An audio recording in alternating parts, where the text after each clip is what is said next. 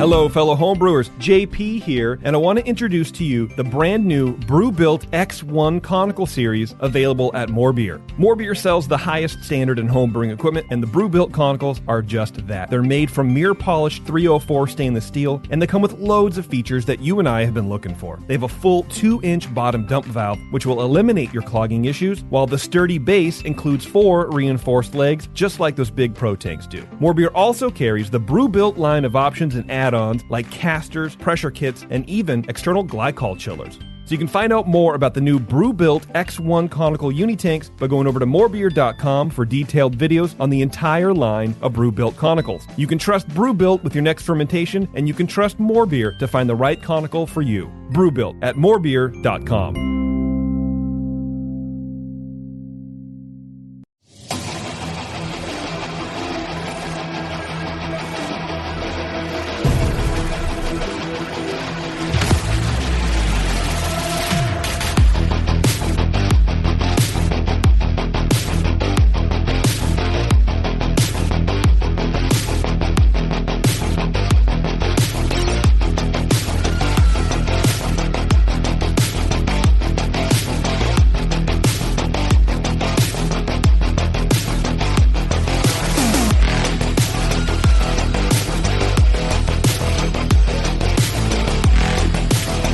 Good day and welcome to the session. Welcome back. It's the all-new session. Not everything is new, but a whole bunch of it is new. And so happy to be back once again in the studio. As I told you last week, we're bringing in new guests as much as we possibly can.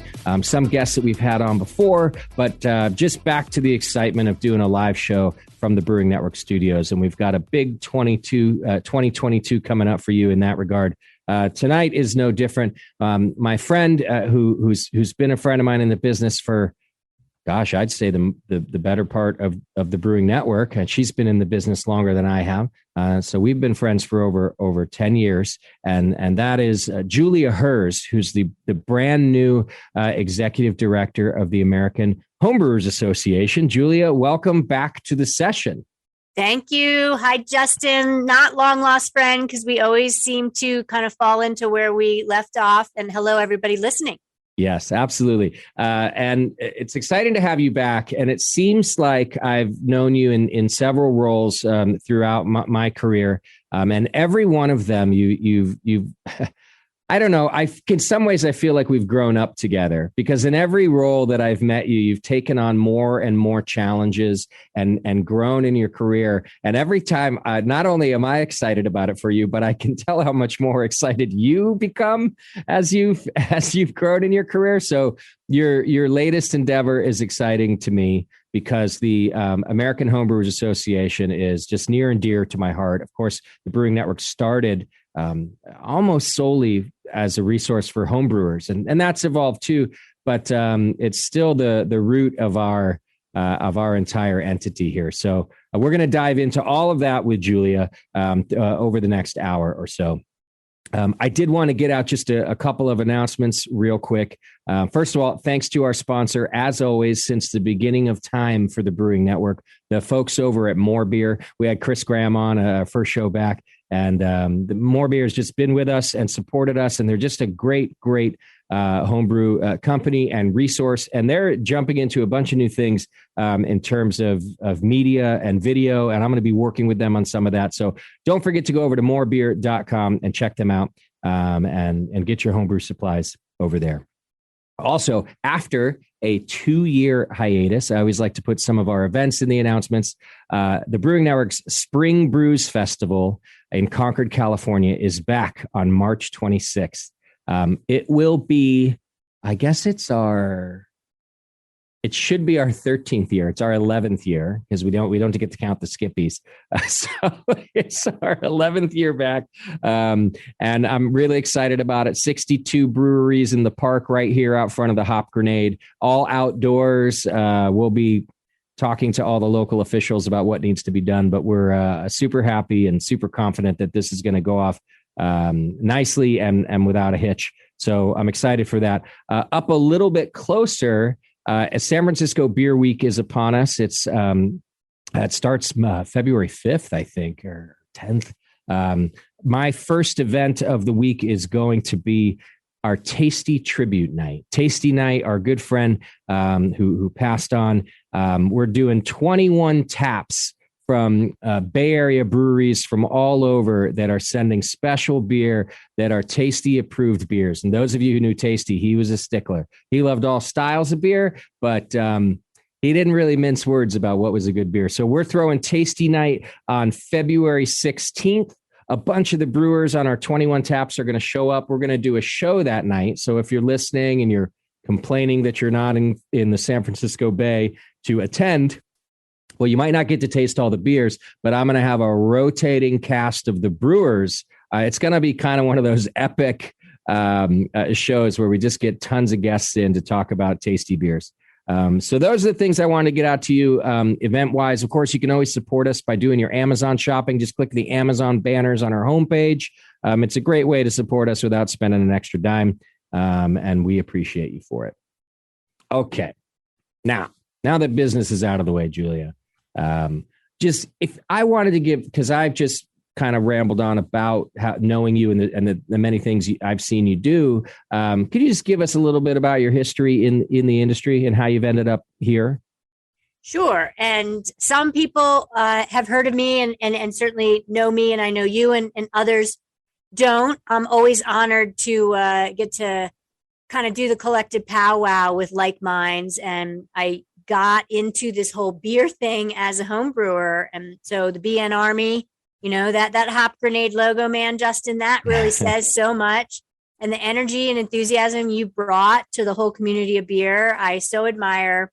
And you inspire so many people. So I'm super psyched to answer your question about my history. Great. But I will always be biting my tongue halfway through this interview. So you got to let me ask you some questions too. Okay, that's fair. All right, right on. So before I was 10 years old, I had one brother who was older than me and my parents, and we lived outside the district of Columbia, DC, in the Maryland suburbs. And my brother had a beer can collection. So my parents, before I was 10, was taking us into the district, and we would go to this place called the Brickskeller, which if you're an old timer like me, and Justin's nodding, then you might have heard of Brickskeller, which then evolved to the Beer Baron. And I don't know the status of it now. I should probably find out. But this was a place in the 80s and 70s that had more than 500 beers on the menu with no draft, just bottles and cans.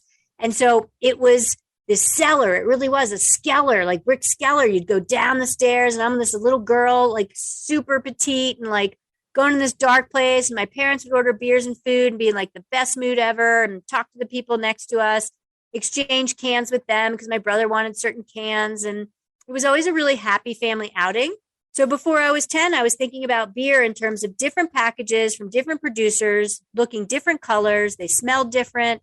They had different stories on the labels. They were from different countries. And I really do think that set the tone for me to want to start brewing in my 20s. Wow. Okay. That's amazing. Yeah. And I do know, I remember Brickskeller. Yeah, absolutely. Yeah, totally. And so in my 20s, I was a broadcast journalism major in college, got a gig at CNN Washington, D.C. Bureau, believe it or not. Mm-hmm. My parents were psyched. Excellent learnings, excellent exposure. Totally not for me. I made it 3 years, and I just said to my parents, I don't know what I want, but this is not it. They thought I was crazy, total trauma and drama behind the scenes, but it was it all paid off. And my friend Christy, she was a concierge. She felt the same way of her job. So we both left. We were like, we got to go. I was on the road, Justin, for a year almost. Okay. In my Volkswagen Jetta. We call it the Gypsy Jetta. Mm-hmm. And me and Christy would go to national parks, national forests, BLM land. We lived off of $15 a day. We got really in shape, really good at camping. We camped in, land that we could get access to, people's backyards or on people's sofas, Mm-hmm. And when we went to towns that we didn't know anybody, we would go to the brew pubs. And that's where we got the best intel, really good welcome most of the time. And just people really embraced us. And also on that trip, by the way, I volunteered at the Great American Beer Festival. All right. Totally. Justin, you know a little thing about that, right? Yeah. This is amazing. You see, I love learning new things too. Totally. And if you haven't been to GABF, you got a Great American Beer Festival be in person in 2022 in Denver. So excited. And Justin's hopefully going to be there doing his normal thing. And the BN Army has a really big, awesome presence. Yeah. So back to me, little geeky lady on the road with Christy, we volunteered and I was like all in. I'm like, oh my God, I want to work in beer. And so I get back from that trip. I start working at CNN again. And I'm like jogging in a field one night, like in the dark. And it was like, I'm living back in the house I grew up in. And all of a sudden my brain just like lit up with this like question mark of like, really? You left on the road for a year. You had all that growth. You discovered the West, the Western United States, the Midwest, the West Coast, places in the South. And you're just going to pick up where you left off. And so I just broke down and I was like, gotta go, don't know where I'm headed. And that's when I ended up in Colorado. And that's when I ended up working at the Brewers Association, my first tour of duty as sales manager in the late 90s. Yes, I'm 53 years young. Okay. And I was a kid in a candy store. Great experience, great opportunity, hard times. A lot of tire kickers had come through beer. Mid 90s in beer, distributors didn't really know anything beyond mass domestics and really not very flavorful imports. Mm-hmm. Brewers didn't know much about beer domestically, but we're starting to get better footing. So there was like the shakeout in what went on in brewing, and that definitely affected the Brewers Association. I also too was kind of then coming of age and ready to be a mom, so I left the BA, had 2 kids, worked at Redstone Meadery. Yeah. I feel like that's about the time I met you. Maybe not right when you started there, but I feel like one of the first times I either interviewed or met you sounds like it was Redstone Meadery. I think it makes sense. And you bring up Crispy too. And like, that's the first time, or forgive me, Chris Graham. Chris Graham, yeah. That's the first time I met Chris Graham too, is through my Redstone era. And you want to talk about getting your chops, right? Getting your sea legs. Try peddling carbonated mead at 8% alcohol and try to sell it to draft accounts and get them to carry you. Right. Yeah. So yeah, I got scrappy, and David Myers, who still has Redstone Meadery today, is doing great. And that was great learnings. And that prepared me for coming back to the Brewers Association to take over for Ray Daniels, frankly, who started the Cicerone program in 2007 and transitioned out of the Brewers Association. And he left 2 jobs, one of which I was lucky enough to get as craft beer program director. Mm-hmm. And I'm speaking so much, so I'll try to wrap up the lengthy story. That's okay. I was great to, honored to get that job, honored to be a voice for craft brewers. I really feel like I helped grow a $6 billion segment to 20 billion plus. In 2007, when I came on, there was 1,450 breweries. When I left last in 2020, forgive me, it's almost 2 years now for COVID. Yeah. There was almost, 8,000 plus breweries. So really helped create demand for craft beers. And that was my job. I loved it. And I no longer had it, along with my team and many others in the country who went through COVID layoffs. Yeah. But lo and behold, Brewers Association is, a little, certainly more grounded and back on track. And in evolving to the next era, they were shopping for a leader for American Homebrewers Association. And I skipped the whole part in my story where I had homebrewed in my 20s, loved it, and never, turned back. I brewed 100 plus batches. We can geek out on whatever you want to geek out on. Yeah. I'm an advanced Cicerone at this stage. And I did everything I could, Justin, to educate myself on beer, to be taken seriously in beer. Because frankly, as a petite female, people would look at me, not know I was the judge at the table, but think I was the steward, not know I wanted to be the brewer interviewing for that job, but think I wanted to be a server. Right. And I always just wanted to lead and educate in beer. And so I've gotten my chance multiple times, and now I get to lead the AHA. Yeah. So third run with the Brewers Association, now with the AHA, under, of course, the blanket of the Brewers Association, for those of you folks that don't know that. And,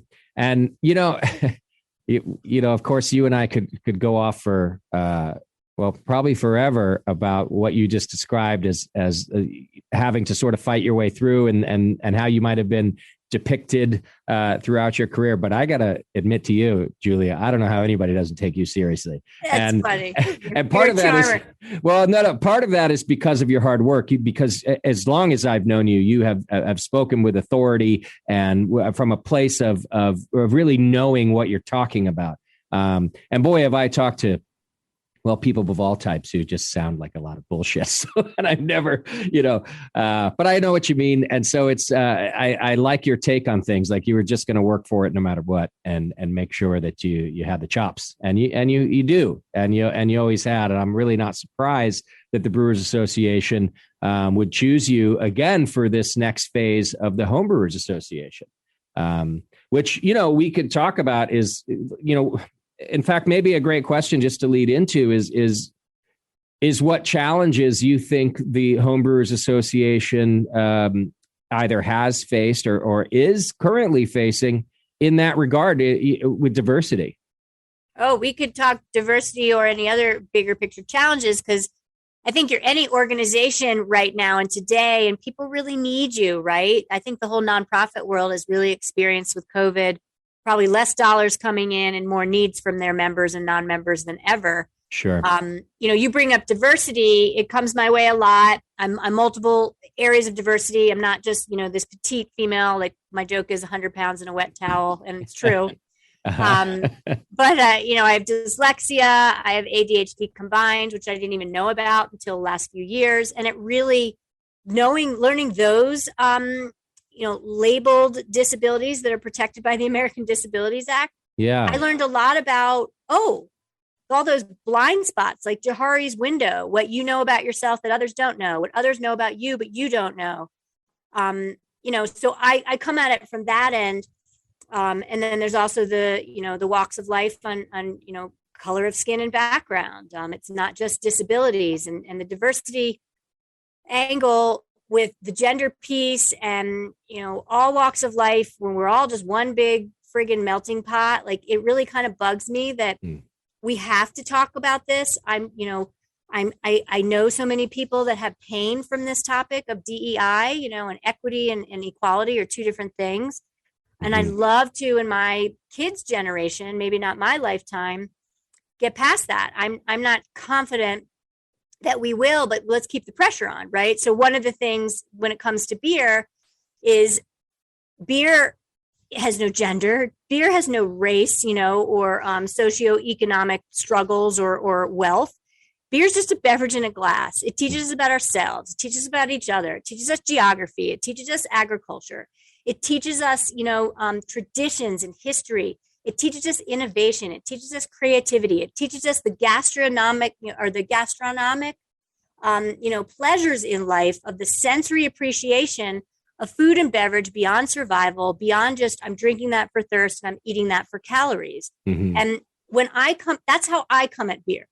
And so if I come at beer that way and somebody comes at beer with bias in their orbit, like I end up just not interacting with them as much. Sure. And that's a loss on both of our sides. So I'd like to rectify that in homebrewing more, and continue to bring more walks of life into the beverage of beer, the business of beer, just the appreciation of beer and the brewing of beer, by reminding anyone, it doesn't matter who you are, your physical stature, your executive function makeup, the color of your skin, you can brew beer. Yeah. So let's do it together. Let's talk about it together.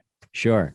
Which is a key function, at least in my experience with the AHA, the key function of the membership program, the key function of the association is to encourage communication about it, coming together about it, learning about it. And there's no real, race, creed, color to that either. That's just communication. And so I like what you're saying, just to move past any of those other things and be able to just talk about it, learn about it, be together about it. I mean, over the years, you've heard everybody say, I think it's certainly on my show, hey, what's your favorite thing about HomebrewCon? The people. I mean, if we did a survey and it was just the answers I've been given over the years, 9 out of 10 of everybody's answer would be, oh, it's the people. And then it's, of course, the seminars and the things you get to learn And then it's, of course, the beer that you get to try. And all of that has nothing to do with any of the issues that other than to make sure, of course, that it's inclusive. So I like that. Let's just get past and move on to the good stuff, Yeah. And take the intimidation factor out of it. It's intimidating enough just to brew beer. Sure. But you can do the simple side. You can make soup, you can make beer, and then you start to doctor it up. And then the next thing you know, you're buying a bigger kettle for your stovetop. Next thing you know, you're on the patio like you and me with Cajun cookers. And, I've got the 12-gallon stainless kettles. So it's all good, but we got to take the intimidation factor out of it. And I think a lot of what I see the American Homebrewers Association being very successful doing over the years is teaching and helping people have resources on the how to brew. And I want to take that further and get at the why we brew. And the why we brew continues to bring me closer to, being more aware of myself and others. And I always like to use a great example where I went through, many of us have been through natural disaster at this point, no matter where you live in the world. And so I went through 2013 Colorado Front Range flooding, displaced for 2 months, FEMA recipient, emergency evac, all that. Wow. And we had friends of ours that lost their house whereas we only had, $20,000 plus in damage. They lost their whole house. Houses were floating by my house. Cars were floating by my house. And so this one group or crazy. Family, it's crazy. You go through it, but then you want to recover and you want to bring new memories, make, it kind of get past where you're stuck in the event of it. And so one of our friends who had been through the event in the worst way that lost their house happened to be homebrewers. And so 6 months later, after the dust settled, I reached out to them and said, I need to do something for you. You're not going to let me, I'm not going to stop asking until you give me a place to put my need to give to you. And I said, I know you're homebrewers. Can we brew a beer? And what do you want to brew? You pick the recipe. I'll bring all my equipment. And then they were so into it. It gave them a super fun day. And then once we brewed it, they got the beer. And then once their house was rebuilt, they tapped that beer to celebrate coming back to their home that was then rebuilt. And They had new homebrew equipment for me because I gave them some of my old homebrew equipment so they could buy bicycles from, to populate their garage with stuff instead of having to put that money towards equipment. Sure. We've all got ways we can help each other through homebrewing, and it's not just giving people your beer. Sometimes it's giving them that experience to brew. Sure, absolutely. And let's even just say, just to take their mind off of something too, just to have some, because it's very immersive. It's one of the wonderful things. I think it's why it sucks us all in so well. It's just such an immersive, and of course you could say life-changing thing. I think you're right. You taught them to fish that day. So that's a nice thing too. Yeah. Well, before we have to go to a quick break, I've joked with you and others. I always would get the title of the executive director of the American Homebrewers Association wrong. I would always say, and please welcome the president of the AHA. And there's a unique distinction there because when it's an association, you have a governing body, which I was part of for years, which means there's no excuse for me getting the title wrong, although it did become a good joke.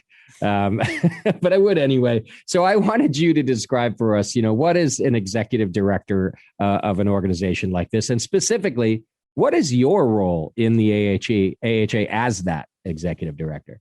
Sure. And titles really do matter in terms of communicating what each role is. And I will say that the American Homebrewers Association, again, a 40 plus year institution, is a membership class that is part of a larger organization. So you have an executive director level on my level, my role, that is leading that membership class, the individual homebrewing members.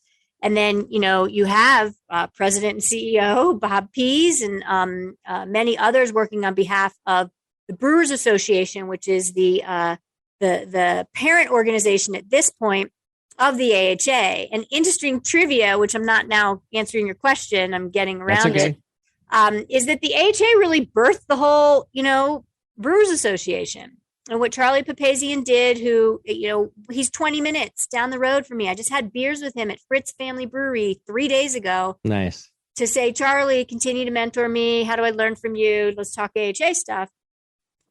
he started something that I think it was homebrewing based. And in 1979, the first issue of Zymergy magazine was published. And if you're a member, one of the 37,000 members of American Homebrewers Association, you get Zymergy magazine still to this day. Yeah. And then things evolved to become the Brewers Association on the professional side, which was really more the Association of Brewers. And then, the Brewers Association of America and AOB merged, and that created the Brewers Association in 2005. Mm-hmm. And you had a craft brewer definition that was created in 2006.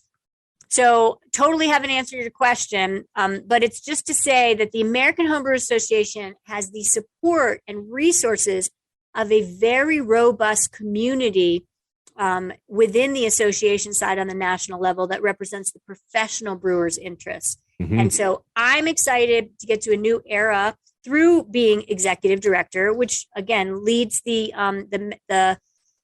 being the voice for members and furthering homebrewing and helping homebrewers reach their goals. Yeah, I'm excited to take the AHA to an even new place, and that has to be scripted. I've come in 2022. I'm getting lots of questions, and I am working with the plan I've been given, working with the resources I've been given. But I will get to go through the planning process in 2023, and so will all my coworkers. And we will continue to evolve the American Homebrewers Association to a place that every year from here, I think hopefully is even more relevant, more timely, more appropriate for homebrewing needs, not of yesterday, but of what we need going forward. Sure. And that's an incredible evolution. I'm actually glad that you described all that. And to put a fine point on the support from the larger organization, Bob Pease has called me about the very role that you've taken to make sure that he, at the very top of the Brewers Association, the parent association, is reaching out to what he thought, were influencers and people that have been in this industry for a while, to make sure that he was understanding and knowing, like how this role should move forward. So I really just wanted to put a fine point on that there's no bullshit in what you're saying about this larger organization really supporting the AHA. And what a great flip, because the AHA helped evolve all of it. Like you said, this sort of sprouting tree for the rest. And I'm really glad the AHA didn't get left behind as some sort of lesser entity or something that is no longer relevant. I think it's a sign of not just sort of gratitude of what the AHA has done, but the relevancy of it. Right. And I think it's true recognition for the national professional organization and the membership who runs that, right? The membership sets the strategic direction, the craft brewers, to say homebrewing in 2022 and 2021 is still very relevant. And we see the value that homebrewers bring to this whole community and business and culture of beer. Yeah. And you're absolutely right. Homebrewing is, if not, as relevant, but even more so in terms of the need for the health of the innovation of brewing, the experimentation. The beer lover side of brewing really comes from the geekiest of the geek first, and that's us homebrewers. Sure. Well, why don't we do this? Because we can dive in here and talk about the evolution of homebrewing and how it's still relevant. And in some ways, what parts aren't relevant anymore. So we're going to take a quick break to pay some love to our sponsors. We'll be right back after these words with Julia Herz. We are back. Thank you for sticking with us here with Julia Herz, the executive director of the American Homebrewers Association. And we are talking homebrewing, something that has never left the brewing network and, probably never will. And just before the break, we're getting into sort of this evolution and influence on homebrewing. And, one of the things I wanted to start with there, Julia, is that part of the evolution of homebrewing, and in some ways this could be considered negative, but I think in light of how the industry as a whole has come about, it's actually turning out to be quite positive. And that is, when I started in 2005, homebrewing was really on this surge.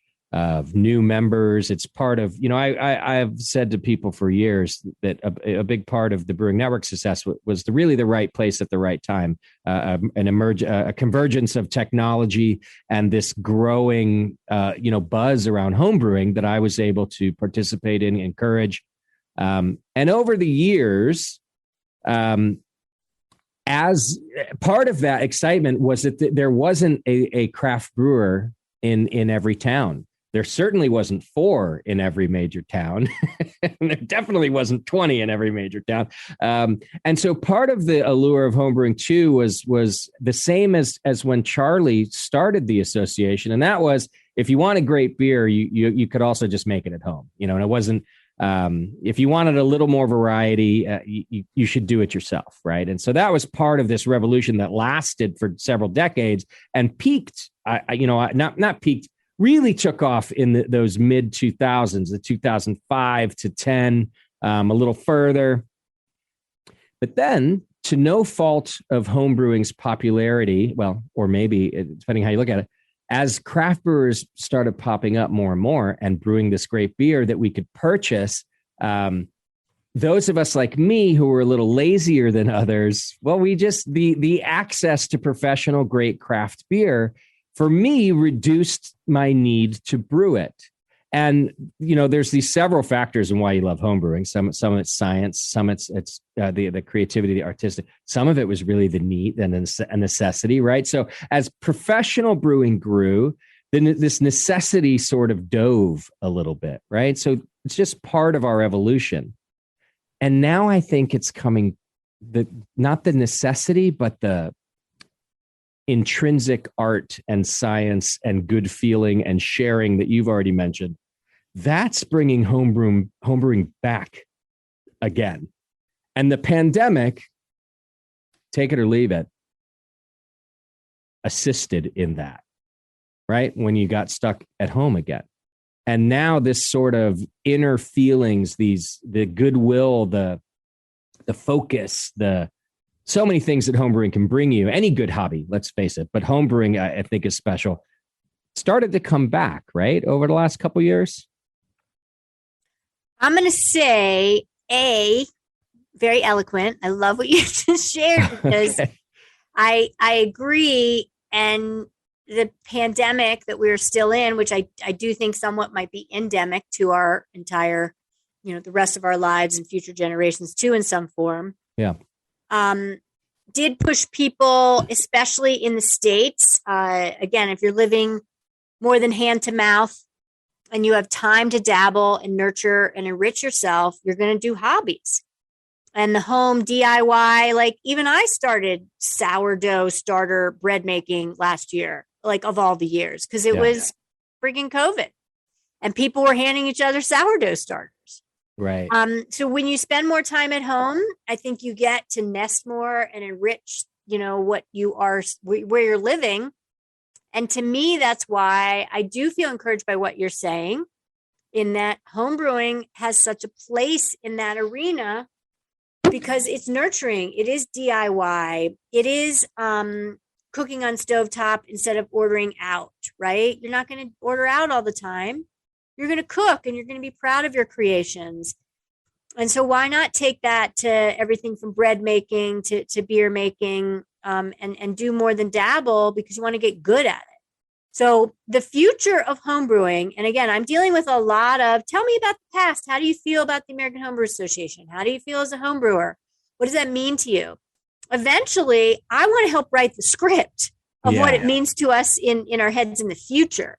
And so we've acknowledged the past. That's very important. You learn from the past, but you do all that so you can write a future. And I think the future isn't just, 1 million plus homebrewers, because that was documented by the Brewers Association and the AHA a few years ago. And I also have a stat that 40% of the 1.1 began homebrewing in the last few years. And that was a pandemic, that was a pre-pandemic stat. Yeah. So if we had all those new homebrewers coming online before COVID, wow, some homebrew shops unfortunately did close during COVID. Many retailers were dealing with a lot, but some are flourishing even more than before. Sure. And so I really think that scripting homebrewing, and I don't have the list of like what's hot in homebrewing. I'm out there asking that. Yeah. Right. But what can homebrewing do to take the whole beverage of beer further? I think that story is still being written, and a lot of styles that you will point to, probably homebrewers had their fingerprints on creating and establishing that style in the first place. Right. Because many brewers were, they're not doing it at the pilot system before they even get to the pilot system to then scale it up to go commercial. They're doing it on their stovetop at home. And that's a great example of homebrewing, on the commercial level. So there's a lot still to be discovered that homebrewing is going to fuel. Yeah, I think you're right. And it's rooted in some of our past, but there does need to certainly be a what's next sort of moment.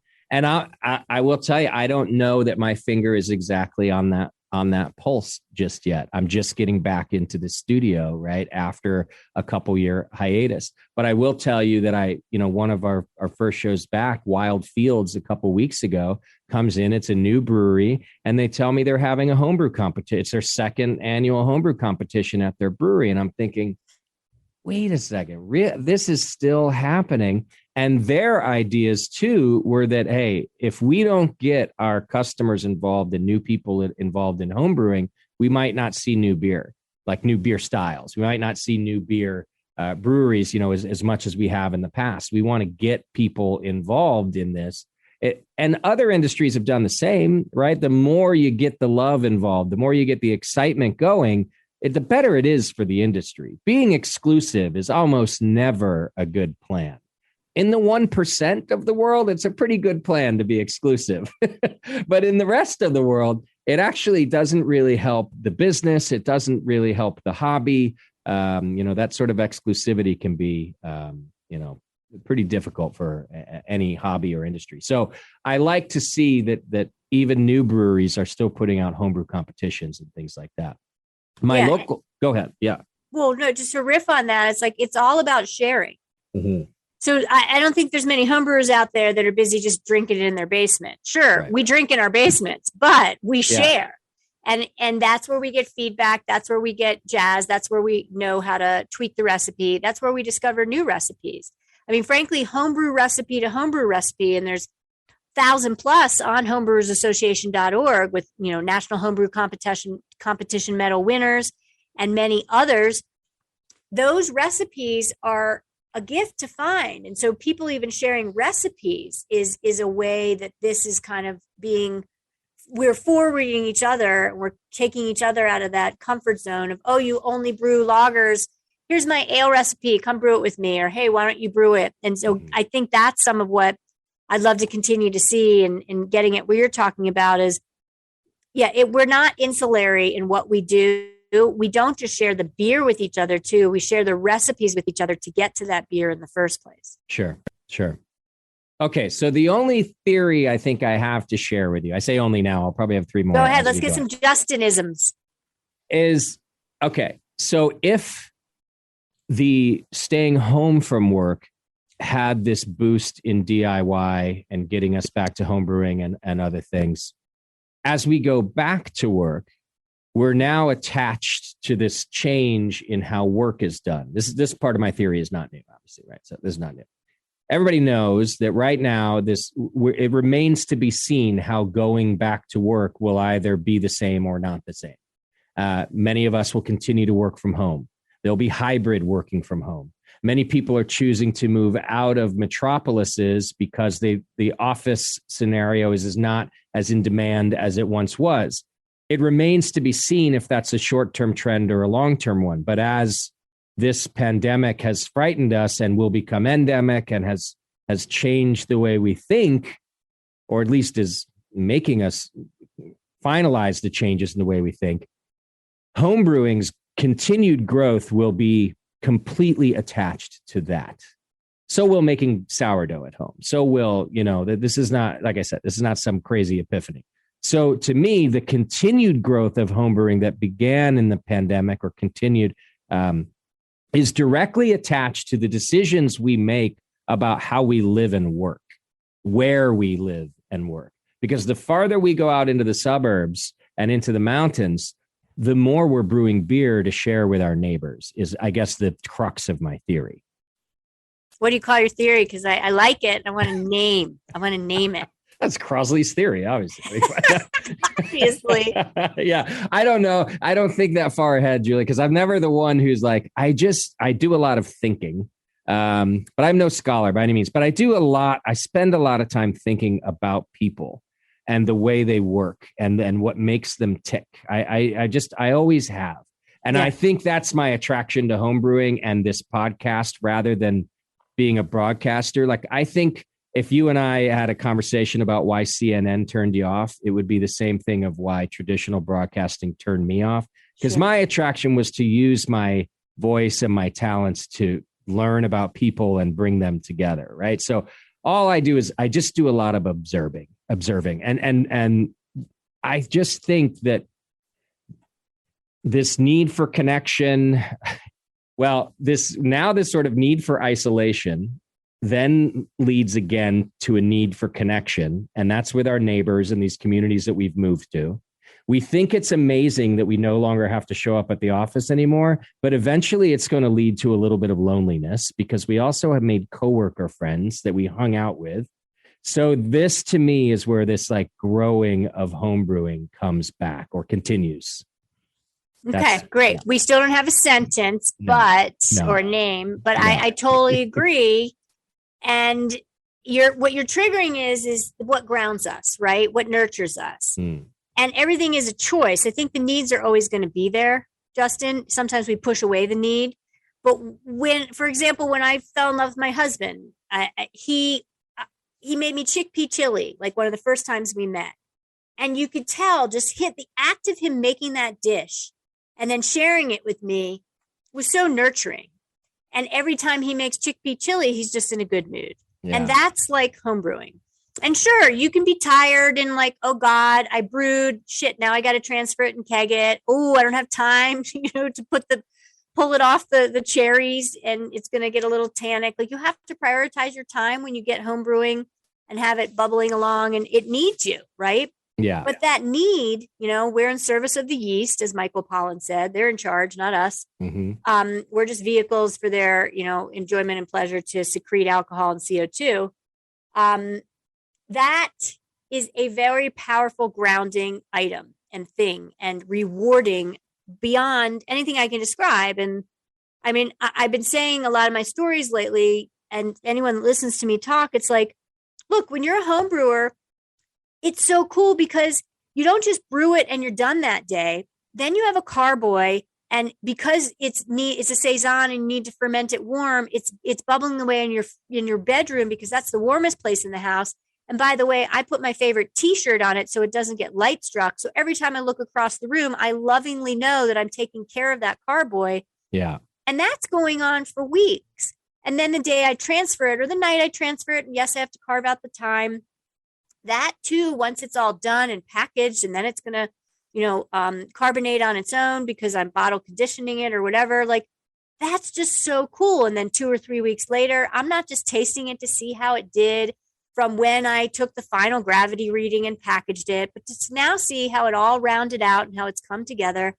And then there's a whole nother phase of the process where I then maybe label it and I hand it to people for gifts. And it comes from my heart to do that. It's no different than walking across the street when someone had a baby or, a death in the family and you bring them a meal.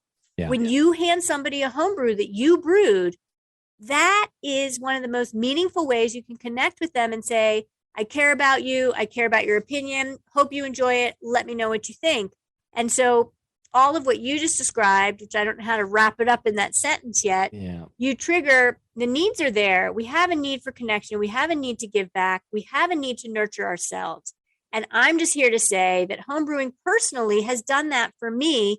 And it's busy doing that for millions of people globally. And I'm here to help more people do it even more. Yes. And so I know we want to not just always talk about the past, but it's one of those things that like things have changed and nothing's changed. And that's still the future of homebrewing. Because maybe just the ways we connect or the inclusivity of the way we connect, or the larger the love instead of the narrow. Those are the things that will evolve and change, but the root of it is still the love and the connection and the sharing. Yeah. I totally agree. I have to call a spade though, because there's a dark side to the homebrewer mentality where social media can get pretty nasty. And I've been, in it now for many years in the social side. And I'm here to say that if you are passionate enough to be upset about something, bring forth solution, not just complaint. And remember that anyone that you are preaching to digitally, speak to them as if you were speaking to them in person. Yeah. And I see a lot of beyond that going on, where there's just a lot of, type the post and send. And I think that's counter to the spirit of what homebrewing is about. And I often see that related to somebody talking about a specific homebrew topic and any other topic, right? Like any other hobby, any other thing in life, we're going to have the fringe part of it. And I just want to encourage anyone to know, like, there's real people like Justin and me that you're listening to that are accessible. You can find us. We're going to, communicate with you. And so I think everyone should give each other a chance. It is kind of back to that discrimination and bias. If I work for a national organization, don't immediately assume I'm an inaccessible individual. I want you to immediately assume that I am a very accessible individual that wants to be on your side and wants to support you as a member and a hobbyist. And so I think it's funny that like you and I are kind of poetic about this, and I totally go into that space. And I always have to remind myself, and I get reminded by social, like, oh God, keep those guardrails on. Don't be too joyful. Like, make sure you really do the straight and narrow, because someone's just going to come along and criticize. And like, for sure, anyone listening to this probably isn't in that space. But I think we have a place in this whole realm and scheme of things, if we really want to have success as a community of hobbyists, to keep each other in check in that arena. Sure. Okay. So HomebrewCon is coming up June 23rd through the 25th. Where is it this year? Philly? Pittsburgh, Pennsylvania. That's right. Pittsburgh, Pennsylvania, 23rd through the 25th. I will be there. I'm always there when it's live. So I will be there one way or another. And it's actual homebrewers like you. Those of you who have been listening over the years know this, are the ones who give the seminars. Actually, sometimes pro brewers too, which is always fun. And the seminar submissions are being accepted through February 11th. Yep. February 11th. You can go to homebrewcon.org, and there's a link right there. Just scroll down a little bit on the homepage and you're going to find it. And so do you, as the governing committee of the AHA, which is elected, and you as the executive director, and I guess all the way up to Bob Pease and those in the Brewers Association, do you talk about the types of seminars that you'd like to see? And is there maybe a particular change in that this year? First of all, being the first year back for a couple of years. And second of all, talking about the type of change and moving forward that we want to see. So grain of salt, you're talking to me in my second month of the job. That's okay. So that's important. We can talk in theory. It's all right. And I think what Justin, for any of your listeners, what Justin's getting at is the National Homebrew Conference tied to the National Homebrew Competition and Homebrew Con, which is the annual gathering of, 2,000 plus people that will be in 2022 in Pittsburgh. So I love the opportunity to learn more about it. I've been to multiple homebrew cons, but not in the seat of trying to really construct the content. And that will be driven, frankly, by the subcommittee of those that are willing to roll up their sleeves and get at the different tracks. And so I think this year there is talk of collapsing in tracks and generalizing more, but then also having more areas of specialty. There definitely will be an emphasis as much on going pro, with that counterbalanced by the beginner homebrewer. I want to see more beginner homebrewers at this conference. And then we also, will do better than ever on diversity, equity, and inclusion, and gathering, that kind of community of people that really want to put that topic front and center and forth. And so I think we're going to have lots of talks that would never really 2 years ago, maybe even have been proposed I'm hoping we have an even more robust speaker pool, and that's certainly one of our goals. Keynote hasn't been announced, but you just might get some surprises there on who and how we do it. Nice. And there's also some changes on the competition side, because the National Homebrew Competition, which happens in concert with HomebrewCon, traditionally is only final round. And let's say, first of all, you're talking to a lady that has bagged a medal when I didn't work for the association in HomebrewCon for Old Ale. So, I know a thing or two. Yeah. And my husband and I, like, silver medal at Old Ale in the early 2000s was pretty friggin' cool. And so I've been through first round and then got the invite because I forwarded to then ship out another bottles to second round. But you have COVID. And so we don't have the ability comfortably to put on 10 plus local competitions to execute first round judging in 10 different areas. Actually, it's been 14 at certain points, 14 different competitions in the country to be first round, to then send those final beers to final round. So what's happening is historic at 2022. And I love a positive spin on it because I'm just super jazzed, where we're going to execute it on the level of Great American Beer Festival and World Beer Cup with that world-class team behind it. Wow. And give homebrewers a chance to have their beers judged in a similar fashion to the way commercial entries are judged at GABF and World Beer Cup.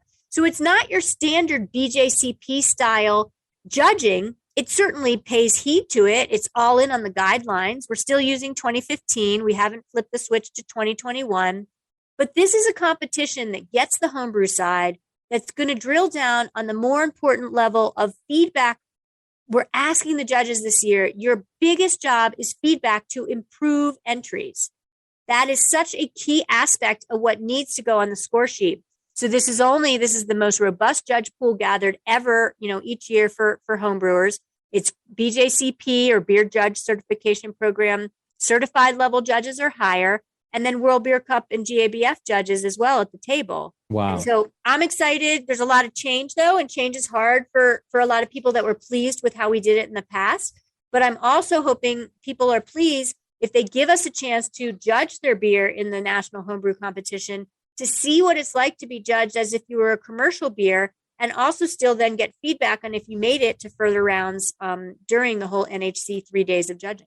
I see. Oh, that's really exciting. And I was privy to this being an idea. I didn't know that was the decision you guys had made, and it's really exciting. So I got to go to the first GABF judging during COVID, where this format was sort of switched, which of course was still based on all the past GABF and World Beer Cup judging. It was done the same, but instead of done during the 3 days of each of those events, it happened before. And they were talking then about making this change for homebrewers. And I think that's really exciting, especially because homebrewers over the years, we've always talked about on the show, listen, the feedback's important. And some of the complaints we get, my friend and co-host JP would love to complain about the lack of comments that he got and the lack of. So this is exciting that's a focus and kind of a different, and bringing in, judges above even the BJCP. I think that's cool. That's exciting. Yeah. Yeah. So it's some evolution from 2021, which I also judged in.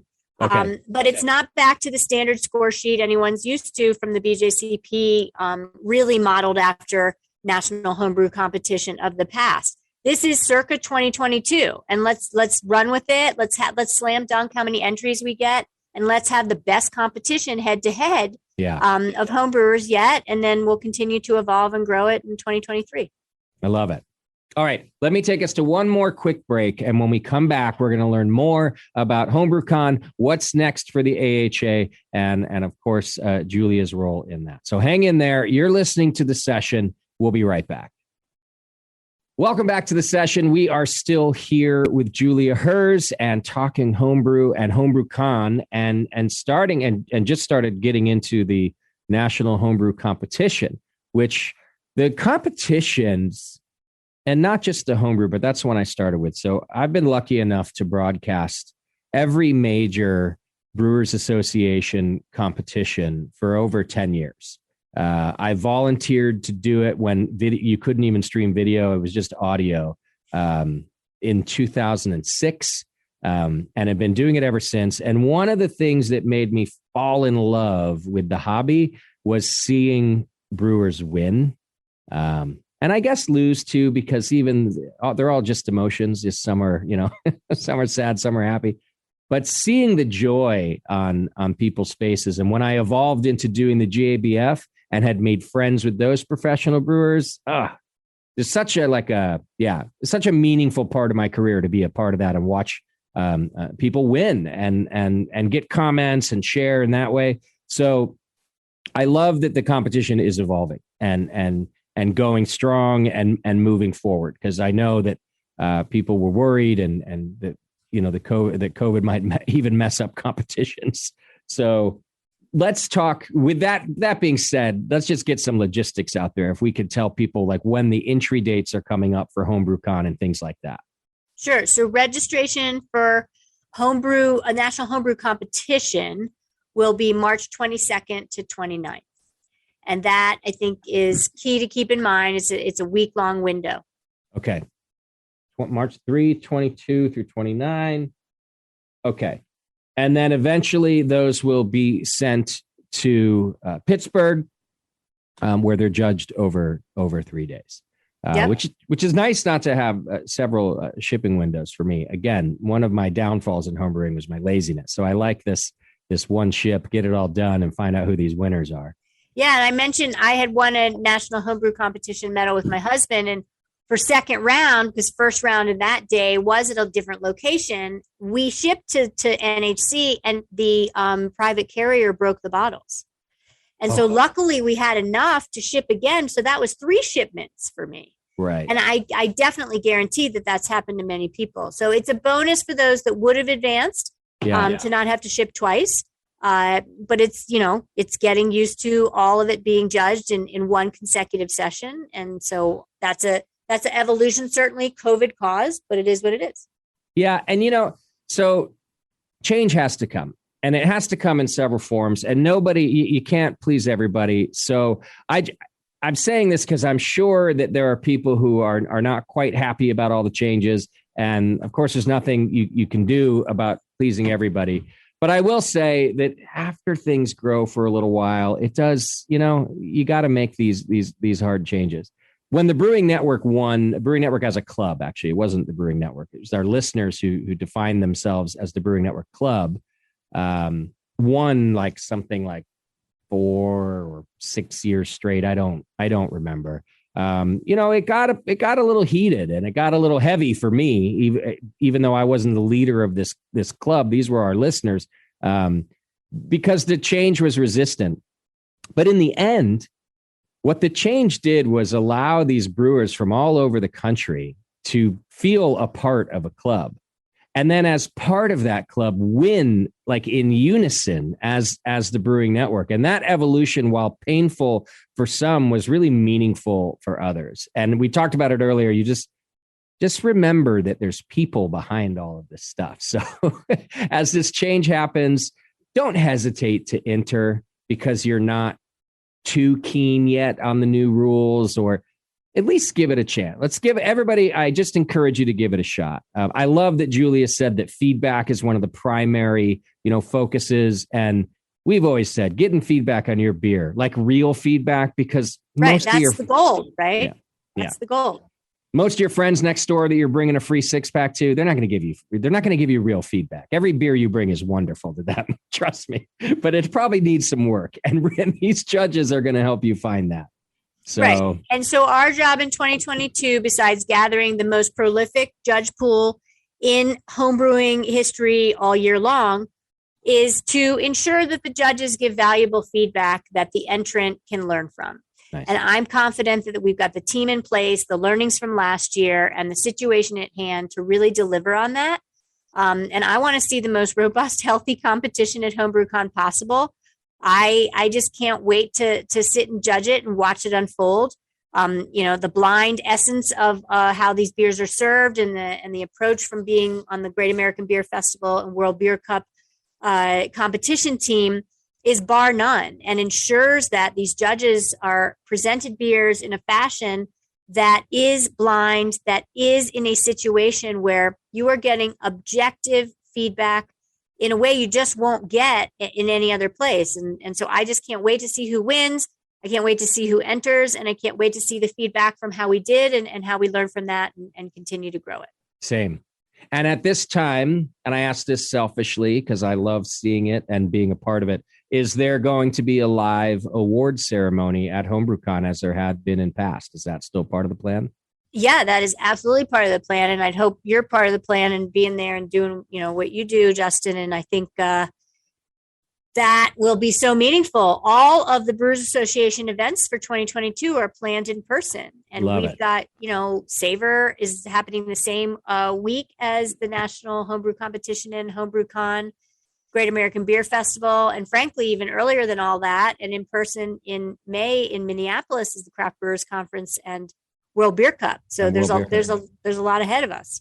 That's exciting. I actually just got an email from Nancy Johnson, the director of events. I probably got her title wrong too. Vice president of events or something. But yes, I will be at World Beer Cup, just getting keyed into all of those things. But now just learning from you about HomebrewCon. So that's exciting. All right. Well, Julia, I feel like there's a bright future ahead for homebrewing. And I say that, it sounds silly to say, but there was a little decline there, and it had me a little worried. And I love this uptick. I really like this kind of camaraderie, bringing it back. And now I'm really optimistic again. I really think that, I don't know, you and we're going to see a lot of changes still ahead of us. And that's exciting. It's got me back into it. It's got me really fired up about it. Awesome. Now all you got to do is plan your next beer and brew it. We have, Big Brews May 2nd. That's a great chance. And the biggest beer made all year globally at one time, frankly, is Big Brew. More to come on where that'll land this year in terms of American Homebrewers Association expressing suggestions for the approach or the recipe. But yeah, Justin, we got it. I'm glad you're jazzed. I'm jazzed too. I've got a next batch. I recently brewed Brave Noise as my first batch out of the gates as AHA director or executive director. I also recently brewed my standalone Cherry Chica Stout, which is a BJCP Hot Barley in the Ailers winner. Nice. And now I'm going to brew a Charlie Papazian Hellas that he personally gave me the recipe, that was also published in Zymergy, but he gave me his notes on it. And I'm going to honor Charlie. And I can't wait to keep brewing once a month. I want to keep that carboy bubbling away in my bedroom with my favorite t-shirt on it, transfer it and get it. Always have something to share with people. Well, I look forward to trying your beer at the conference then. That'll be fun. Yeah. Good call. I should probably get a few kegs ready. Yeah. And then what about, the AHA governing committee is still there and elected and that's all going just as it ever was? The pandemic didn't disrupt any of that? Well, I think the pandemic definitely disrupted some of the subcommittee level work. Okay. And a lot more people are looking to, give to their national organization and volunteer to advance homebrewing and help homebrewers reach our goals. So governing committee is a group governing body of 15 people that advise the AHA, and that is still going strong. We meet monthly, which is amazing. And they are an amazing group that I've gotten to know, of a collective body of just sweet, wonderful people. There'll be 3 rotating off and 3 newbies coming on. We're getting ready to announce elections of 12 people that'll be on the ballot. Oh, good. So, in the scheme of things, is homebrewing saving the world? And, do we have to really stress about it? Hell no. But in the scheme of things, is homebrewing helping the world? Hell yes. Yeah. So the people that advise and run the governing committee to be the voice for homebrewers and the membership, I think we're a great essential group that I'm getting to know and learning from and getting guidance from. So I hope that anyone that comes across any of those members gives them kudos and heed. Justin is a past GC member, which is amazing. And then I'd look to see the subcommittees get going again so they can kind of be the hands of the membership to get some more progress made on the subcommittee level and I don't know, help the AHA dig a little deeper. I love it. Okay, well, if I don't see you before, I will see you at HomebrewCon. It's June 23rd through the 25th. Go to homebrewcon.org for more information on that. You're going to want to do that soon, too. Those of you who have never been, right there on homebrewcon.org, there's also buttons to click for hotels. You get a discount. In my past, they sell out, so you just want to go there. I'm not saying they sell out overnight or anything, but get there early. Make sure you click on your hotel. That way you can stay, right on site. I've always liked to stay right on site because you can stay late and do your thing and just kind of walk back to your room. Also, go to homebrewersassociation.org, which has really evolved over the years, too. A great resource. You can sign up for your membership there. You can also sign up through the Brewing Network. There's an AHA sign-up link right on my homepage at thebrewingnetwork.com. It's it's the most affordable membership you can have. And it gives you a lot, like Zymergy Magazine, the Brew Guru app, which will give you locations. It gives you discounts everywhere, like right here at my bar, the Hop Grenade. You get a discount every time you come in. It pays for itself really quickly, and you're supporting just a great organization and a bunch of great people. So don't forget, we've got SF Beer Week Tasty Night coming up February 16th. Love to see your faces out here, and I'll be doing shows right here on the Brewing Network that night too. Julia, thank you again for being a part of the show. It's always great to see you, and I'm really excited for this next phase in your career. Thanks, Justin. Great to talk with you. You do so much. Hi to everyone out there. Good beers to you. Be well, be healthy, be happy, and keep in touch. All right, folks, take care of yourselves and your beer.